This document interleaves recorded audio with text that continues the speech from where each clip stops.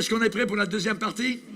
Amen, alléluia, gloire à Dieu. On va se relever donc devant le Seigneur et on va aller à la deuxième partie de ce grand sujet, cette grande conférence concernant donc particulièrement le dernier bal masqué. Le dernier bal masqué, et nous lisons donc dans Matthieu chapitre 13.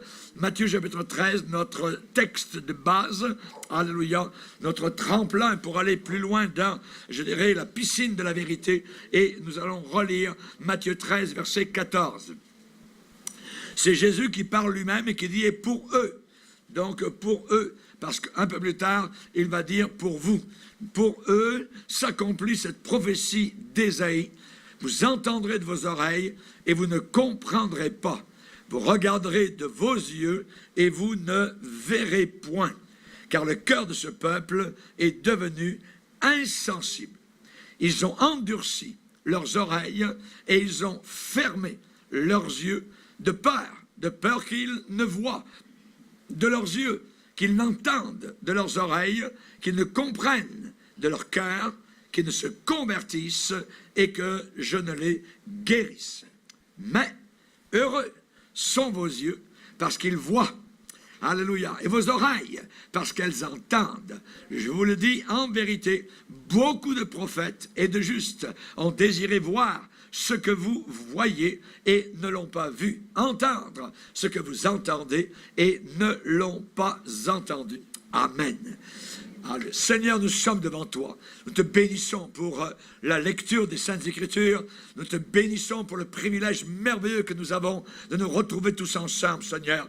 Merci pour toutes les prières qui sont montées vers ton lieu, Seigneur, vers ce trône de gloire, afin que tu bénisses cette conférence, Seigneur. Aide-nous à comprendre, Seigneur, à réaliser, et nous t'en bénirons à jamais. Dans le nom puissant de Christ Jésus. Amen. Et tout le peuple dit... Amen. Gloire à Dieu. On peut s'asseoir, frères et sœurs. Alléluia.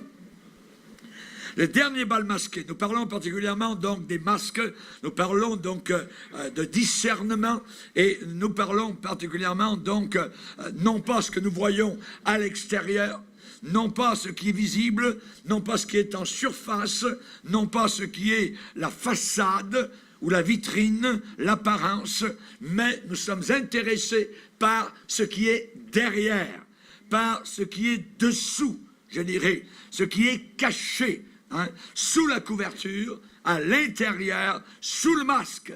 Nous voulons la réalité et l'évidence.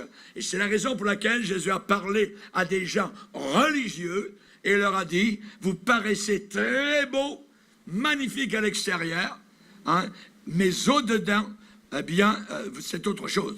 Au dehors, vous paraissez juste aux hommes, mais au-dedans, donc, c'est totalement différent. Vous nettoyez le dehors de la coupe et du plat, mais au-dedans, eh bien, vous êtes plein de rapine et d'intempérance. On parle ici particulièrement, donc, je dirais, sexualité, de colère, de choses semblables, intempérance.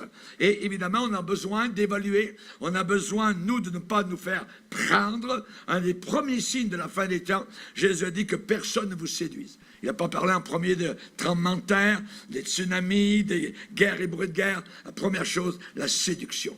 Elle est très grande et elle va devenir encore plus grande. Et le seul moniteur que j'ai, la seule boussole, le seul radar que je peux avoir, c'est cette parole qui m'est donnée, que je peux comprendre par le Saint-Esprit. C'est le Saint-Esprit par l'interprétation uniquement donc du Saint-Esprit. Donc évidemment on parle d'un bal terrible actuellement, donc qui est masqué, hein, tout semble beau, c'est merveilleux, c'est grand, il y a des foules, on danse, on rock, on roule à l'intérieur de l'église, hein, on a toutes les comédies que l'on peut avoir, tout ça, mais où est passée la réalité? Où est passé Jésus? Serait-ce l'église de la Odyssée, où Jésus est à la porte et frappe, voulant entrer à l'intérieur de son église? Jésus a bien dit, les tièdes, je les vomirai de ma bouche. Ce qui veut dire, ils ne sont pas sauvés. Si vous avez mangé quelque chose et qui vous fait mal à l'estomac et que vous le vomissez, ce n'est plus à l'intérieur de vous, c'est à l'extérieur. Et ces gens-là seront vomis littéralement donc de Jésus-Christ, sont à l'extérieur donc de sa grâce et de son amour. Et évidemment donc le salut que nous prêchons, ce n'est pas, je dirais, particulièrement quelque chose de rénovation. Nous ne sommes pas dans les rénovations spirituelles.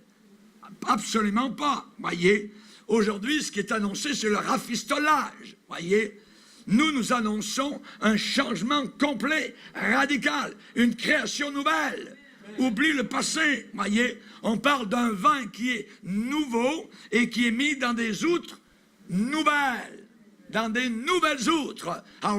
Donc, ce n'est pas du rafistolage, broche à foin, à la Freud, à la Jung, à la yoga, à la méditation transcendantale, tout ça. Ce n'est pas du patchage, en bon français québécois, voyez, mais c'est une naissance nouvelle.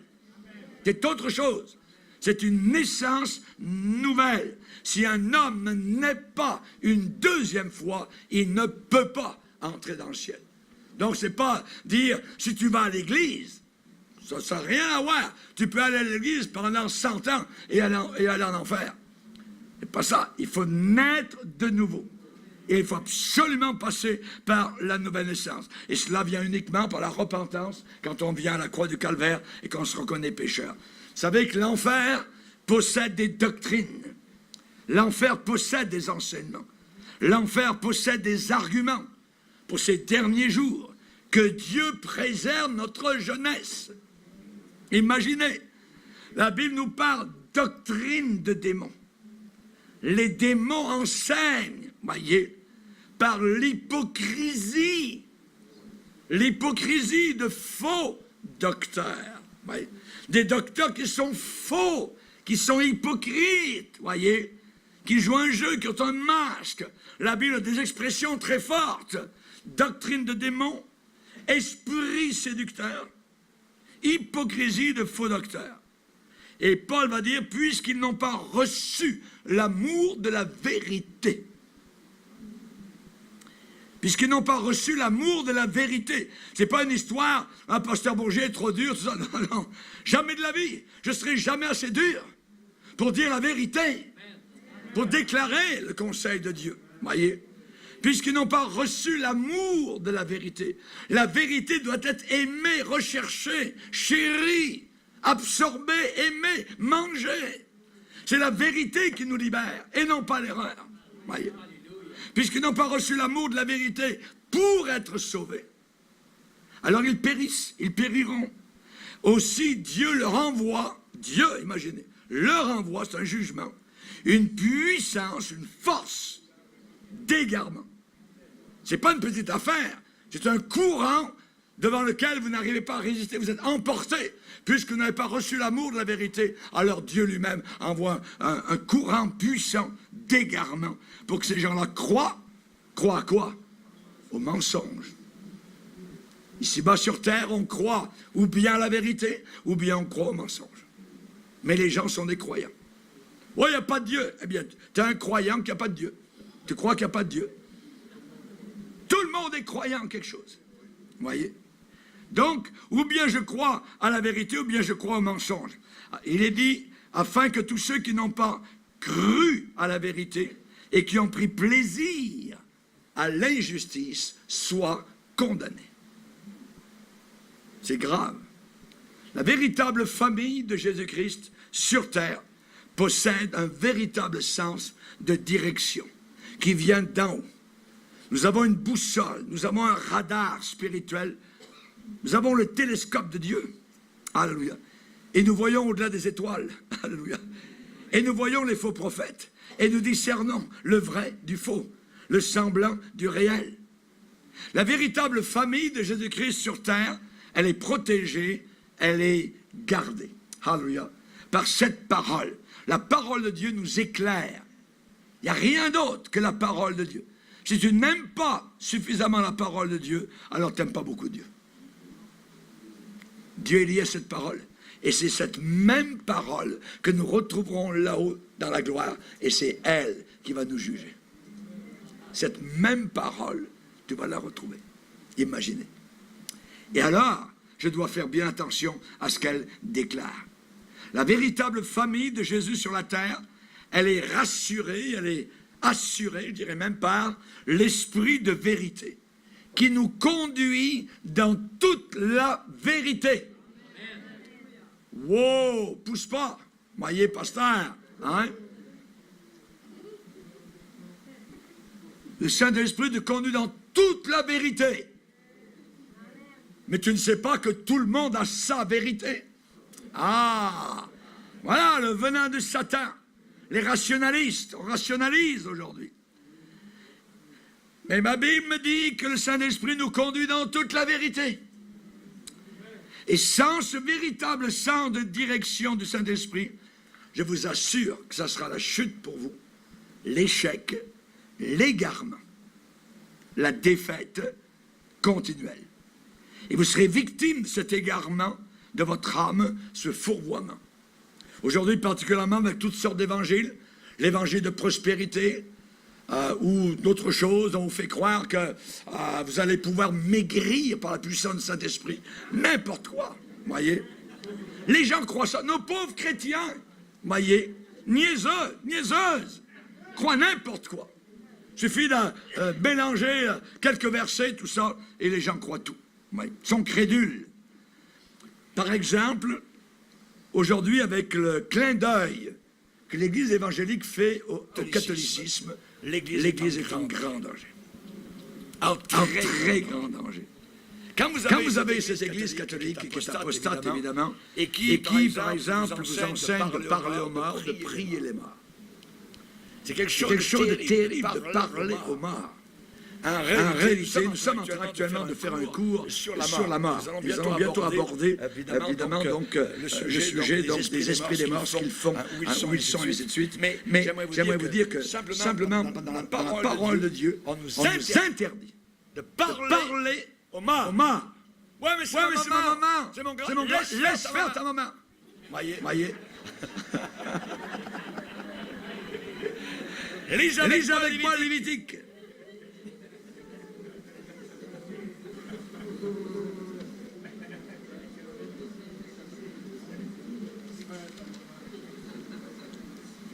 Lévitique, chapitre 20, verset 6.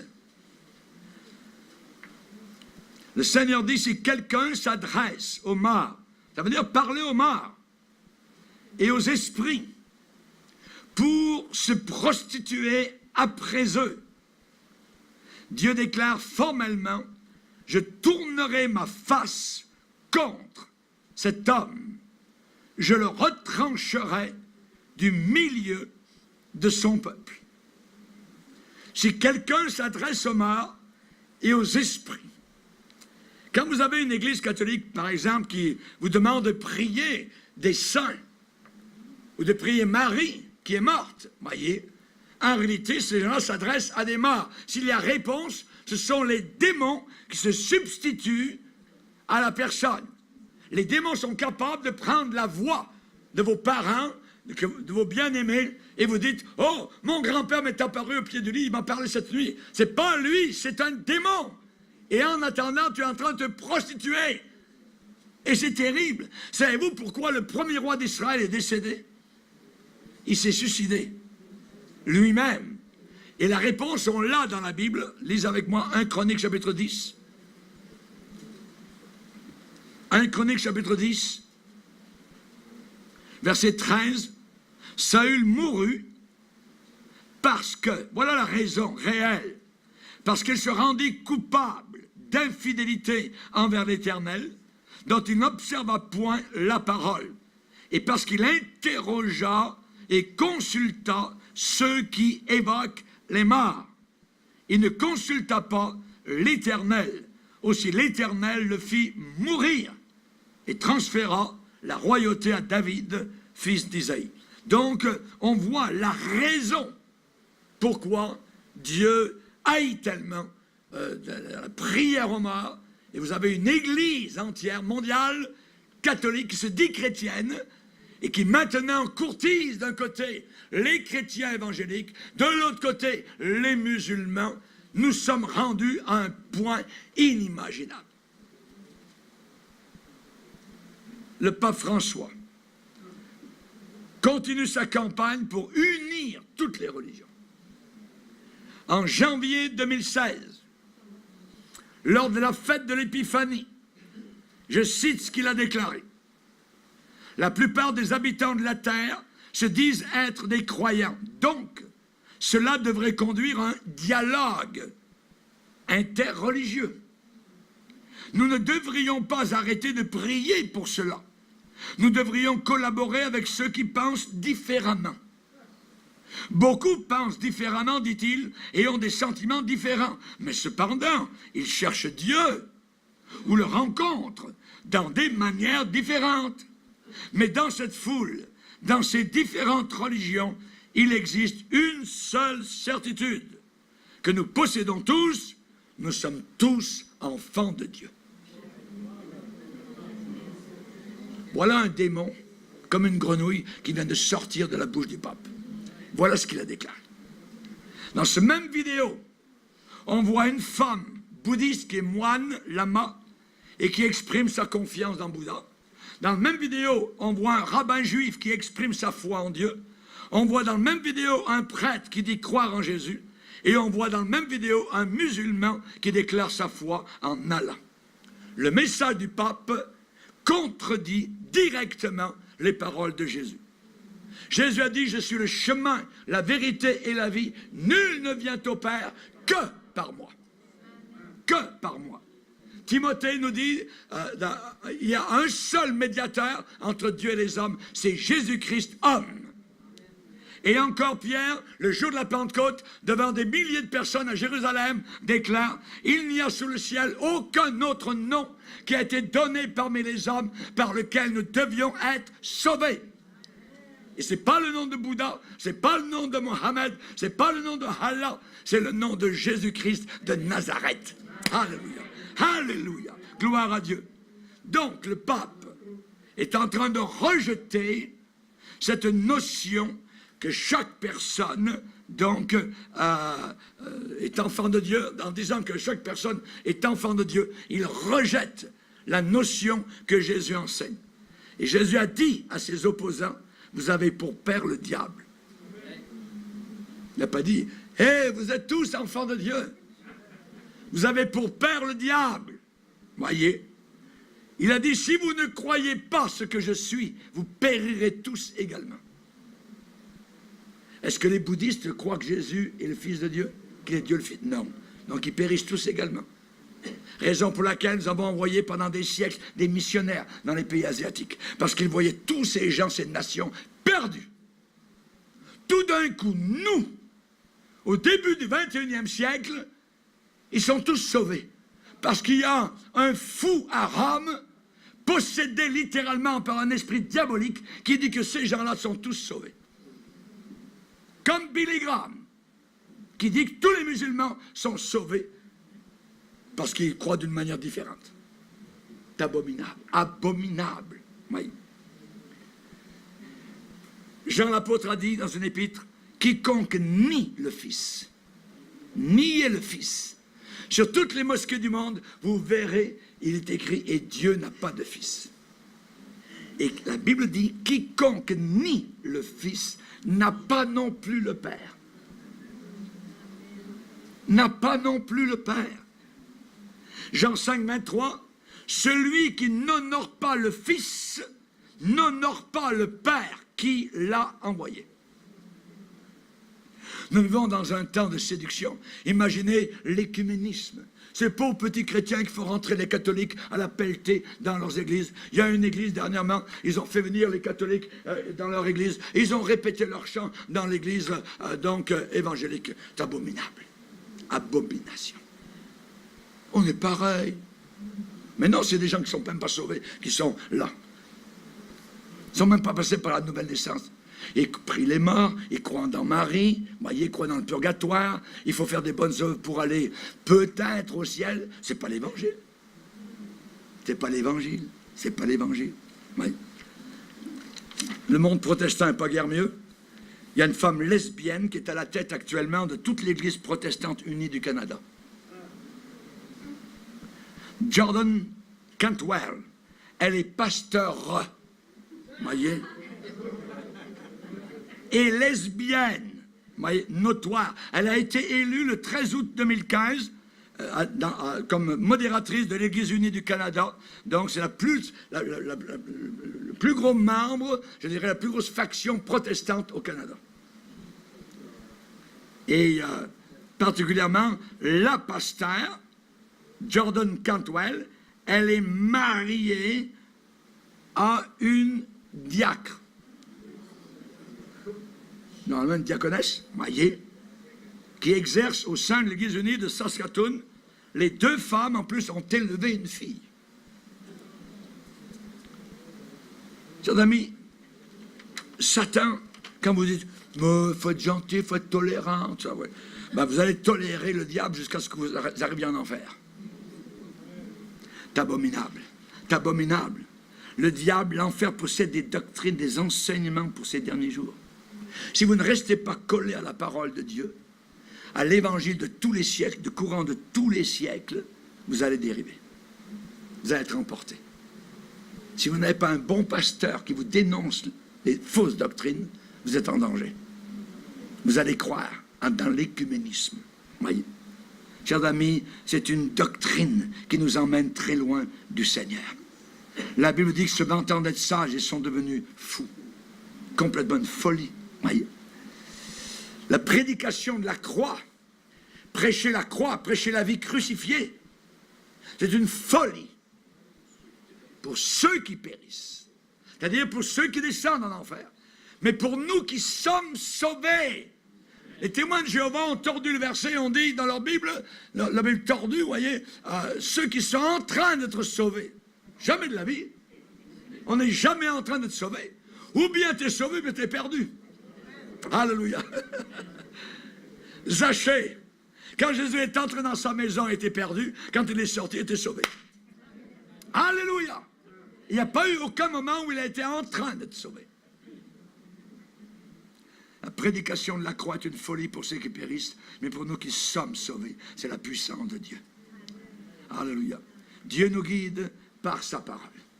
C'est l'Esprit de Dieu qui va nous conduire. Amen. Ces gens-là, ils déclarent, ils disent, mais vous savez, oui, vous avez peut-être raison, mais qui peut dire ce qui est bien de ce qui est mal? Aïe, aïe, aïe. Ça ressemble à Satan dans le jardin d'Éden. Dieu a-t-il réellement... Quand il y a un point d'interrogation derrière, c'est très dangereux.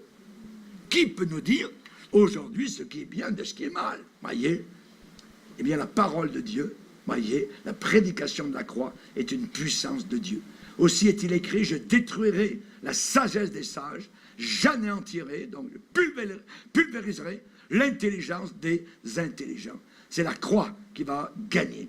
Dieu nous guide par sa parole, voyez, nous avons besoin de cette parole. Sans cette parole, eh bien, on ne peut pas, évidemment, donc, s'en sortir, voyez. Et c'est la raison pour laquelle, aujourd'hui, on essaye d'éloigner les chrétiens de la parole de Dieu. Vous avez de moins en moins de prédicateurs de la parole. Vous avez des amuseurs publics, vous avez des motivateurs, vous avez des danseurs, vous avez des comédiens, vous avez des guitaristes, des rockers, des rappers, tout ce que vous voulez, sauf la vraie chose, sauf la véritable chose, voyez. Et on a besoin de la vérité. Donc, il peut y avoir, ces gens-là disent, il peut y avoir du bon dans le mauvais. Et il peut y avoir du mauvais dans le bien. J'aimerais répondre, non. Il n'y a rien entre les deux. C'est l'un ou l'autre. Malheur à ceux qui appellent le bien mal, malheur à ceux qui appellent le mal bien. Voyez, Ésaïe chapitre 5. On va lire dans Ésaïe, qui peut dire ce qui est bien, évidemment. Donc, c'est la grosse question aujourd'hui. Peut-être tu as raison, mais l'autre aussi là-bas, le bouddhiste, il a peut-être raison. Regarde, il est sincère. C'est ce que le pape dit. Mais la sincérité n'a rien à voir. Si vous êtes à l'hôpital, voyez, et puis que l'infirmière se trompe, et elle vous amène une bouteille, voyez, et c'est marqué dessus oxygène. Mais à l'intérieur, c'est du gaz carbonique. La personne meurt. Pouf, c'est terminé. C'est pas la sincérité. L'infirmière dit, j'étais sincère. Bon, ouais, mais c'est pas la sincérité. Ce qui compte, c'est la vérité. C'est la vérité. Amen. Alléluia. Ne nous prophétisez pas la vérité. Ésaïe 30, verset 10. Voyez, c'est un peuple rebelle, des enfants menteurs, des enfants qui ne veulent pas écouter la loi de Dieu. Ésaïe 30, versets 10 et 11. Ils disent à ceux qui voient, à ceux qui comprennent, voyez, ne voyez pas.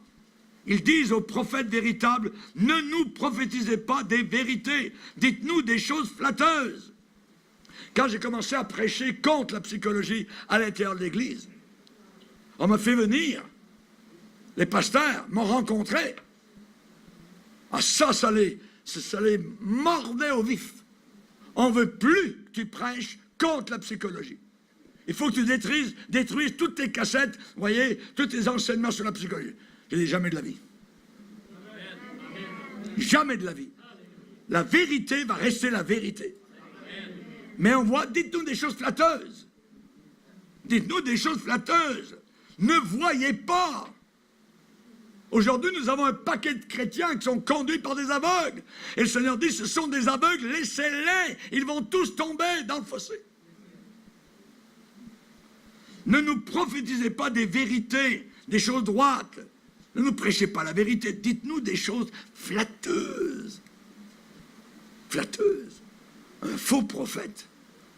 Un faux prophète. Il est toujours, on ne peut plus gentil. Gentil. Si vous regardez l'extérieur, vous verrez la gentillesse. Il est bon. Il est gentil. Tous les faux prophètes sont tous gentils. Ils sont très gentils. Mais c'est le masque. Derrière, c'est autre chose. Derrière, c'est un paquet de serpents. Ils sont en train de couver des œufs de serpents, comme dit Ésaïe. Lisez avec moi. Romains chapitre 16.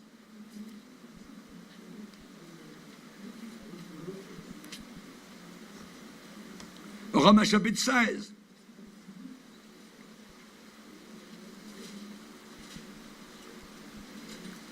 On nous parle de gens ici qui, donc, causent des problèmes, des scandales, au préjudice de la doctrine que vous avez reçue. Donc, au départ.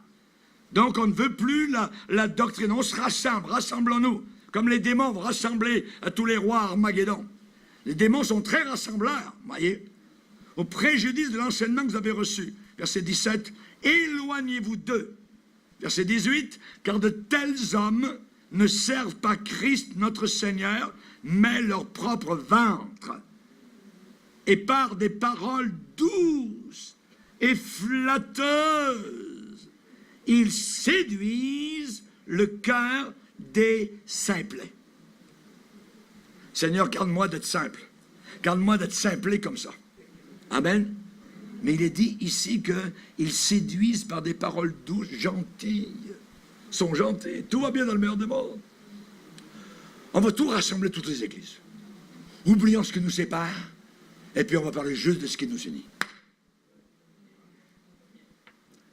Et si j'avale ça, je suis en train de marcher sur le tombeau de gens qui ont été brûlés, dont le sang a coulé, en train de dire, ce que vous avez fait, c'est pas bon. Aujourd'hui, nous, vous êtes en train de passer dans le camp de l'ennemi. Vous êtes en train d'être traître à l'alliance. Les vrais, à la fin des temps, vont passer pour des méchants. Et les méchants pour des bons. Les séducteurs, ça sera les gens très bien. Il va falloir qu'on tienne. Cette foi que nous avons, il va falloir qu'elle soit éprouvée quelque part. Jusqu'à présent, on n'a pas été très dérangé, je dirais. Mais ce peut qu'on soit très dérangé. Parce qu'on va devenir de plus en plus dérangeant.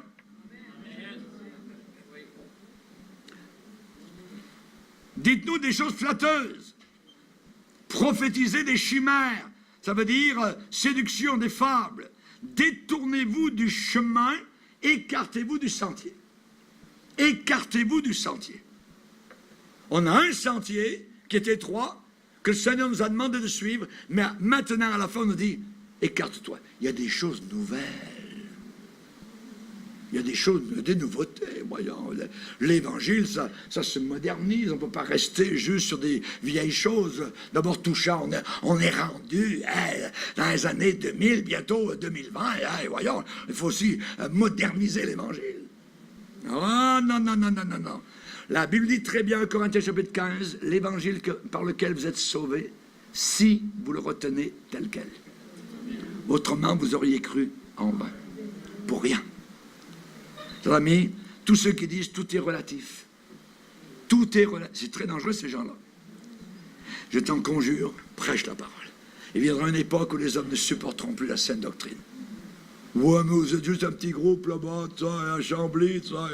Regarde, nous, là, on est des milliers, tout ça, hein, ça marche, nous, Dieu nous bénit. Ouais, quel Dieu? Quel Dieu? Détourneront l'oreille de la vérité et se tourneront vers des fables. Vers des fables. Il est absolument impossible de dire « j'ai été crucifié » et de dire en même temps « ce n'est plus moi qui vis, mais ce sont les ténèbres qui vivent en moi. Et si je vis maintenant dans la chair, je vis par la puissance des ténèbres qui m'ont séduit. »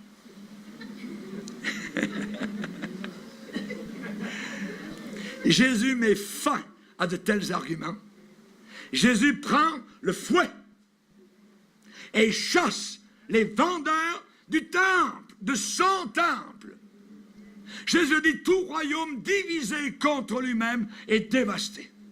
Et toute ville ou maison divisée contre elle-même ne peut pas subsister. Et je prends ça comme final. Je prends ça comme final. Vous savez, la communion fraternelle. La communion fraternelle, c'est quelque chose de merveilleux. Mais on ne peut pas avoir de communion spirituelle avec ceux qui ne suivent pas la doctrine de Christ. Je peux avoir une communion fraternelle avec n'importe qui. Mais ça ne veut pas dire que c'est une communion approuvée de Dieu, spirituelle. Quand Akab et Jézabel ont attiré Josaphat, le mauvais roi a voulu attirer le bon roi, et le bon roi s'est laissé attirer. Quand vous avez Akab qui prêche le dimanche matin dans l'église, et quand vous avez Jézabel qui est la directrice de l'école du dimanche, vous avez un problème. Un grand problème. La question que va se poser maintenant, quelle sorte d'évangile sera prêché? Puisque le Seigneur dit, cette bonne nouvelle sera prêchée dans le monde entier pour servir de témoignage à toutes les nations, alors viendra la fin. Oui, mais quelle sorte d'évangile? Quelle sorte d'évangile? Quelle est la nature même du salut? La nature même du salut, c'est de forcer la maison de l'homme fort, Satan. C'est ça. La nature du salut. Jésus l'a dit. De forcer la maison de l'homme fort, qui est le diable. Pour être sauvé, il faut absolument que l'homme fort ait été lié par un homme plus fort. Si un homme plus fort, a dit Jésus, que lui survient et le dompte, c'est là que le salut arrive. Et ça se passe uniquement par la croix du calvaire. Ce n'est pas des fables qu'on enseigne. Ce n'est pas dire, viens à l'église, et puis viens en avant si tu veux, faire un petit cinéma, 3 gouttes de pleurs, les 2 mains dans les poches, la gomme dans la bouche, t'acceptes Jésus, je viens dans mon cœur, de la folie, ça. C'est pas sauvé, ça. Les pauvres chrétiens disent, hey, ils s'en avant, ils sont sauvés. Non, attends. On va le voir s'ils sont sauvés. Par les fruits qu'ils vont porter. Jean-Baptiste a dit, ne prétendez pas dire en vous-même, nous sommes pentecôtistes, nous sommes, parce que je vais à telle église. Portez donc les fruits dignes de la repentance. Portez donc les fruits dignes de la repentance. Tout arbre qui ne porte pas de bons fruits sera coupé et jeté au feu. Si tu ne portes pas de bons fruits, si tu continues à aller dans les clubs, tu continues à faire ton cinéma, tu continues à convoiter, tu continues à aller voir les films vidéo, à aller dans les cinémas porno, tu n'es pas sauvé. Portez donc les fruits dignes de la repentance. Ça va prouver quelque chose. Cette bonne nouvelle sera prêchée. Quelle sorte d'évangile sera prêché? Aujourd'hui, il y a beaucoup de faux évangiles. Il y a la bonne nouvelle, je dirais, du spiritisme, voyez. L'hindouisme rentre maintenant à l'intérieur de l'Église, avec le yoga. Le bouddhisme, il y a des mascarades, voyez. Il y a des sorcelleries, même. Je vous ai dit tout à l'heure, au lieu d'aller voir Madame la cartomancienne, ce qui est allé voir, Saül est allé voir ce genre de femme-là, le lendemain il était mort. Aujourd'hui, c'est les prophètes qui viennent. Jésus me dit tout ça, je te vois avec des runnings en train dans le ciel.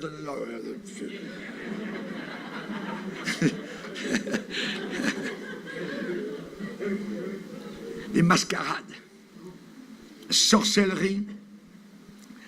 sorcellerie, la psychologie, les horoscopes, les voyants, les voyantes, les fables, la réforme sociale. Obama a dit c'est merveilleux, les conditions sont améliorées, vous voyez. Jamais de la vie, ça continue à descendre. Mais les gens croient ça, oui, c'est bien mieux.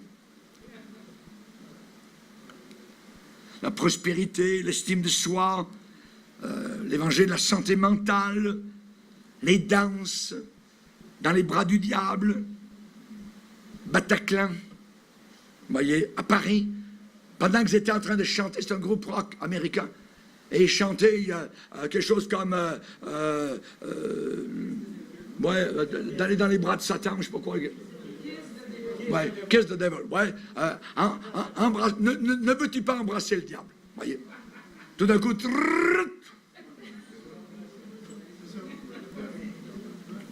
ils étaient tous en train d'adorer Satan. N'oubliez jamais.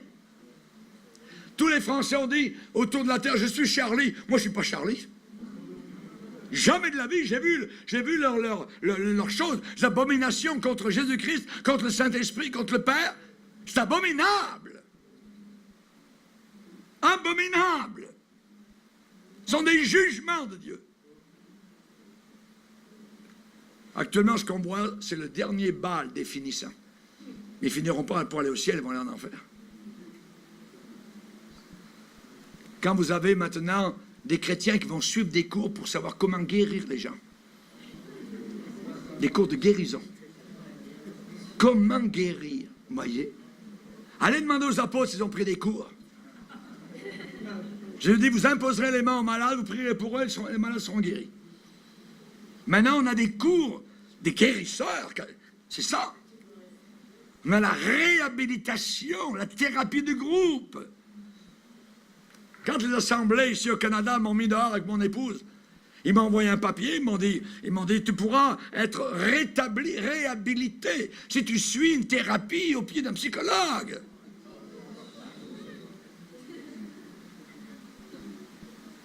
On a gardé le papier en preuve avec mon épouse. Éducation religieuse, la culture, les arts, ad nauseam. Un autre évangile, un autre esprit, un autre Jésus. Satan a donné une bonne nouvelle à Adam et Ève. Vous ne mourrez pas. Vous ne mourrez pas, non. Ah, donc on peut... oui. Vas-y. Ils ont vu, ils ont pris, ils ont mangé, ils sont morts. Dieu a tenu parole. Les gens pensent que Dieu ne tient pas parole, que Dieu va passer par-dessus sa parole. Ils ne craignent pas Dieu. Ils n'ont pas le respect de la parole de Dieu. On veut plaire aux hommes.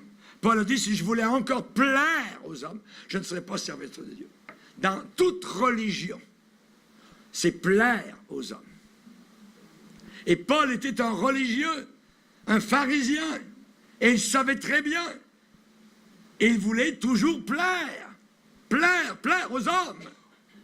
Mais maintenant, Paul, lorsque Christ lui est apparu, il dit, maintenant je veux plaire à Dieu. C'est terminé. Je veux plaire à Dieu. Cette bonne nouvelle du royaume, c'est l'autorité. C'est le commandement, c'est la puissance qui chasse, qui déracine, qui extirpe l'enfer d'un homme ou d'une femme. C'est ça le véritable évangile. Le véritable évangile établit un nouveau gouvernement dans cet homme et dans cette femme. Comme pour Marie-Madeleine, comme pour Zachée, comme pour Saul de Tarse. Moi qui auparavant étais un blasphémateur, j'agissais par ignorance. Le geôlier dans la ville grecque de Philippe. Paul va dire aux Corinthiens, mais vous avez été lavés. Lavés? Et oui, parce qu'on était sales. Si vous n'avez pas été lavé, ça veut dire que vous n'êtes pas sauvé. As-tu été lavé dans le sang de Jésus? Ah, c'est le cantique qui dit ça. Mais on ne chante plus aujourd'hui, fait que les gens l'oublient tranquillement. As-tu été lavé? Vous avez été lavé. Ça veut dire que j'étais sale. La Samaritaine a été lavée. Le possédé de Gadara a été délivré. Le salut, c'est un sauvetage complet. C'est une main d'en haut qui vient vous chercher. Comme les hélicos qui viennent pour sauver quelqu'un sur la mer qui est en train de se perdre. Sauvetage complet. Galates, 1er chapitre, nous dit que nous avons été arrachés du présent siècle mauvais. Il y a un seul moyen, c'est la croix, qui nous fait traverser d'ici, du royaume des ténèbres, pour nous faire aller jusqu'au ciel. Mais en bas sont les flammes de l'enfer. Et il y a un seul pont, c'est la croix du calvaire. C'est la croix du calvaire. Alléluia. Merci Seigneur. Merci Seigneur. Arraché du présent siècle mauvais. Colossiens 1er chapitre, délivré de la puissance des ténèbres. 1 Thessaloniciens 1er chapitre, délivré de la colère à venir. Apocalypse 1er chapitre, délivré de nos péchés par son sang. Hébreux chapitre 2, délivré de la crainte de la mort. Alléluia! Le peuple de Dieu ne craint même plus la mort. Alléluia! Gloire à Dieu. Gloire au Seigneur. Merci Seigneur. Que Dieu soit béni. Si la trompette rend un son confus, voyez, dans une bataille, il y a des sons de trompette. Voyez. Mais si la trompette, elle est jazzée, qui se mettra au combat? Qui se mettra au combat? La vie chrétienne est une vie de bataille.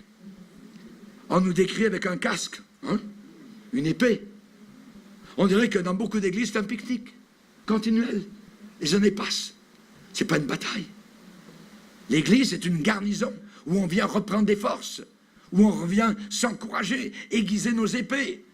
On vient, mettre bien notre casque, savoir comment le mettre, ce salut merveilleux, la cuirasse de la justice, le bouclier de la foi avec lequel nous pourrons éteindre les flèches enflammées du malin. Bien resserrer nos souliers, les chaussures que donne le zèle de l'évangile. C'est autre chose, voyez, le véritable salut. Si la trompette rend un son confus, qui se mettra au combat? Qui se mettra au combat? Seigneur, fais de moi une trompette. Amen. Trompette de guerre. Alléluia. Alléluia. Jésus a été crucifié. Jésus a été crucifié. Amen. Et Jésus a été crucifié pas pour des demi-mesures, pas pour des compromis, pas pour que nous marchions main dans la main avec des païens. Avec des païens. Une église dernièrement pentecôtiste, durant janvier, durant la semaine de jeûne et prière, a reçu les catholiques. L'église, qui était, je dirais, à moitié vide, était doublement pleine durant cette soirée-là, parce que tous les catholiques sont venus. Mais ils viennent, certains, parce qu'ils veulent les gagner au catholicisme. Il y a un institut biblique, ici, pas très loin, qui a reçu un prix d'honneur avec de l'argent de la part des catholiques. Dans cette église, vous n'entendrez plus jamais parler contre les erreurs du catholicisme. C'est fini. La bouche est pleine de billets de banque.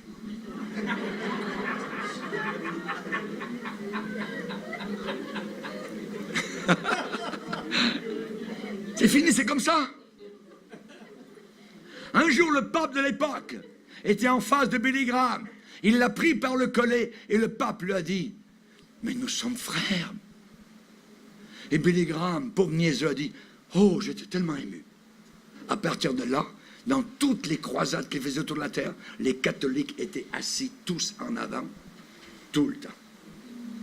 Et tous les catholiques qui venaient pour donner leur vie au Seigneur durant ces croisades, ces missions, étaient retournés à l'église catholique romaine. Et lui, il avait la bouche fermée. Il a reçu des honneurs de l'université de Duquesne, donc aux États-Unis, université catholique. Terminé. Impossible de parler contre les catholiques. Seigneur, garde-nous. Garde-nous. Garde-nous. Pourquoi Jésus a-t-il été crucifié sur la croix? Crucifié pour régner sur nos vies, pour bannir l'obscurité, pour apporter la vérité et la lumière, pour détrôner Satan et les démons impurs. La Bible parle, Pierre l'apôtre a dit, ce n'est pas par des fables habilement conçues que nous vous avons fait connaître la venue du Seigneur. Non, c'est comme ayant vu sa gloire de nos propres yeux. Mais même si cela a été magnifique et glorieux, nous tenons pour d'autant plus certaine la parole prophétique. La parole de Dieu va au-delà de toutes les plus belles visions que vous pouvez avoir. Nous tenons pour plus certaine la parole de Dieu. Alléluia. Merci Seigneur. Merci Seigneur. Le pape, en décembre 2015, était à Bangui, au Centrafrique. Et là, il est allé, il a enlevé ses souliers, il est entré dans une mosquée. Et il a dit que les musulmans et les chrétiens sont frères.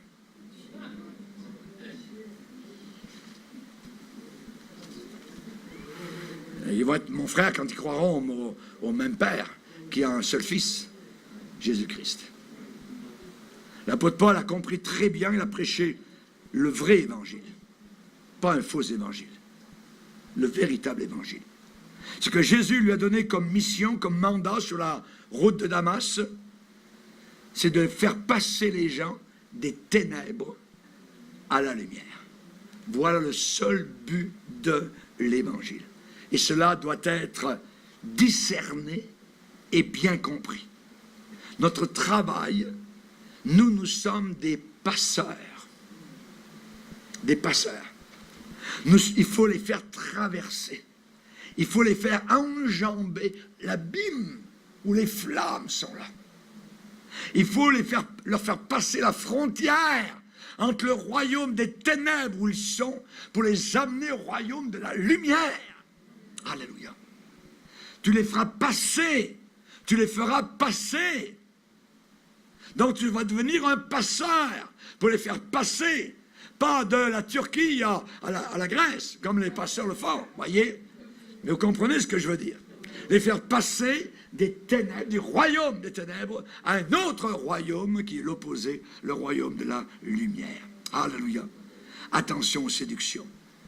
Quand vous faites un investissement, quand vous supportez, quand vous encouragez, quand vous financez quelque chose qui est une compromission avec l'évangile du royaume, avec quelque chose qui est faussé, qui est biaisé, quand vous encouragez une vérité diluée, vous faites un investissement à perte.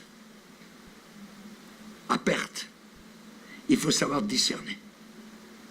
Il faut investir là où l'évangile est prêché, de façon authentique. Et ce discernement, il existe dans la famille de Jésus-Christ.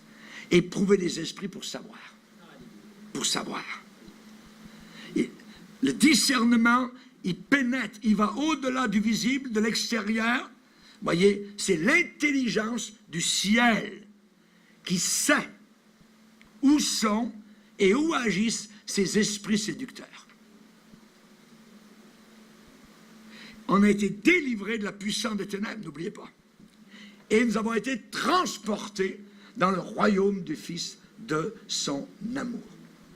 Alléluia. Nous ne sommes plus comme nous étions. Voyez. Et évidemment, nous avons besoin de faire attention à toutes les faussetés que nous voyons autour de nous. Le salut a été planifié pour réussir. C'est un succès. C'est un succès. Le salut a été envoyé en raid par des forces supérieures, par des puissances supérieures qui viennent des plus hautes sphères, des plus hautes sources. C'est pour racheter notre vie. Pour racheter notre vie. Et ce salut nous dit une chose, eh bien, tu es prisonnier. Tu es prisonnier, voyez. Si tu es dans l'occultisme, Si tu es dans le loto, si tu cherches à gagner plus d'argent, ça te prend ton billet toutes les semaines, tu n'es pas dans la bonne gang. Parce que nous, on n'investit pas là-dedans. C'est le royaume du diable, voyez. C'est Jésus seul qui ouvre les portes de nos prisons, voyez. Alléluia. Ceux qui avaient pour demeure les ténèbres et l'ombre de la mort vivaient captifs dans la misère et dans les chaînes. On a été littéralement arrachés du royaume des ténèbres. Le mot arraché, il est dans la parole de Dieu. On a été déracinés, on a été délivrés, voyez. Les racines que nous avions auparavant en ce monde ont été enlevées littéralement par le vent de l'Esprit. Alléluia. Que Dieu soit glorifié. Le peuple assis dans les ténèbres a vu une grande lumière. A vu une grande lumière. On a besoin, Seigneur, d'une intelligence spirituelle, d'un discernement, d'un discernement. Il y a un monde invisible d'esprit autour de nous. Il y a un monde invisible de motifs, de motivation, voyez, d'égoïsme, de ficelles politiques. Il y a un monde de jalousie, il y a un monde de perfidie, de trucs, d'intrigues, il y a tout un monde de commodité, de déviation. C'est une jungle. Les uns cherchent la sagesse humaine, les autres cherchent des miracles. Nous, qu'est-ce qu'on fait? Nous, on prend Jésus-Christ crucifié. Alléluia. Amen. Jésus-Christ crucifié. On a besoin absolument d'une intelligence spirituelle qui s'appelle le discernement. Seigneur, donne-nous le discernement. Dans ces temps de la fin, j'ai besoin de cela. Ta parole est une lampe à mes pieds, une lumière sur mon sentier. Jésus crucifié. On va rester là. Alléluia. On ne peut pas aller plus loin que la croix. Amen. Que le Seigneur nous aide à ne pas nous entêter, à ne pas nous détourner de Dieu, ne pas nous rebeller, ne pas rester inflexible. Oh, c'est très dangereux. Voyez, Job a dit, j'ai fait plier ma volonté à tes paroles. Amen. Alléluia. Un homme qui mérite d'être repris et qui raidit le coup sera brisé subitement et sans remède. Amen. Gloire au Seigneur. Seigneur, nous sommes devant toi et nous te remercions pour ta bonne parole. Tu nous aides, Seigneur. Tu nous fortifies. Et nous avons besoin de toi. Nous avons besoin de tes conseils. Nous avons besoin de ces conférences. Nous avons besoin du peuple de Dieu qui grandit, Seigneur, qui se réunit, qui aime ta parole de façon authentique et véritable. Merci pour nos frères. Merci pour nos sœurs. Merci pour ceux qui sont peut-être éveillés par cet enseignement qui a été donné aujourd'hui. Tu es le Dieu qui nous aide. Tu nous déracines littéralement de ce monde, Seigneur. Tu nous as arrachés au présent siècle mauvais. À toi soit toute la gloire. Dans le nom de Jésus, Amen. Et tout le peuple dit Amen.